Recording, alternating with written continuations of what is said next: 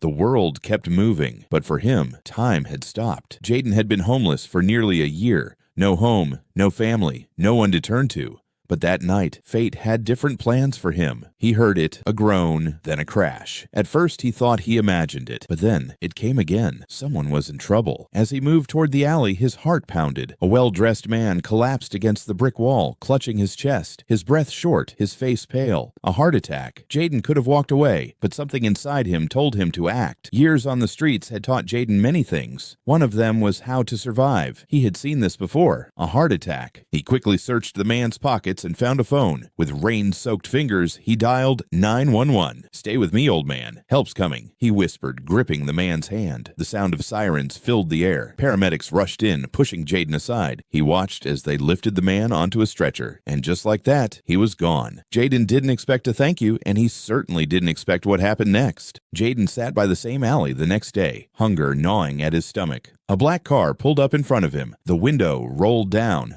"Get in, kid." Jaden looked up. It was the man he had saved. But why was he here? Inside the luxurious car, Jaden felt out of place. The smell of leather, the warmth of the heater. It was nothing like the world he knew. "You saved my life last night," the man said. "No one else stopped. Just you. Why?" Jaden hesitated before replying. "Because I know what it's like to feel helpless." The man nodded, then handed Jaden an envelope. Inside was a hotel key, a bank card, and a note that read, "Your second chance starts today." Jaden had spent years dreaming of a better life. Now it was right in front of him. Jaden stepped into a hotel room, his eyes wide. A warm bed, a stocked fridge, clean clothes. For the first time in years, he slept in a real bed. He ate until his stomach was full, and for once, he felt safe. The next day, he was taken to a grand office. The name on the desk read, Alexander Monroe, CEO of Monroe Enterprises. Alexander wasn't just some businessman. He was one of the richest men in the country, and he had just given Jaden a new life. Sliding a document across the table, Alexander spoke, "I want to invest in you, Jaden. Work for me, learn from me, and one day, maybe you'll run this company." Jaden stared at the papers, his hands shaking. A homeless boy becoming the apprentice of a billionaire. It sounded like a dream, but Alexander saw something in Jaden that no one else did. Jaden, now dressed in a suit, walked into an office full of executives. Some looked down on him, others were curious. They called him the street kid, but Jaden didn't care. He had been through worse. He was here to prove himself. Months passed. Jaden studied hard, learning everything from finance to leadership. Alexander watched proudly as he grew. The boy who once begged for food was now making business decisions worth millions. Years later, Jaden stood in the same office, but this time he was behind the CEO's desk. Alexander, now older, watched him proudly. "You earned this, kid," Alexander said. "Now, it's your turn to change lives." Jaden stepped into a press conference. Cameras flashed as he spoke into the microphone. "I was once invisible, a homeless teen no one cared about, but one act of kindness changed everything. Now I plan to do the same for others." The audience erupted in applause. The boy who once had nothing was now a leader, a mentor, and proof that second chances can change the world. Jaden never forgot where he came from, and he never forgot the night that changed everything. As he walked past an alley one evening, he saw a homeless teen, just like he once was. Kneeling down, he handed the boy an envelope, just like Alexander had done for him, because sometimes all it takes is one person to believe in you.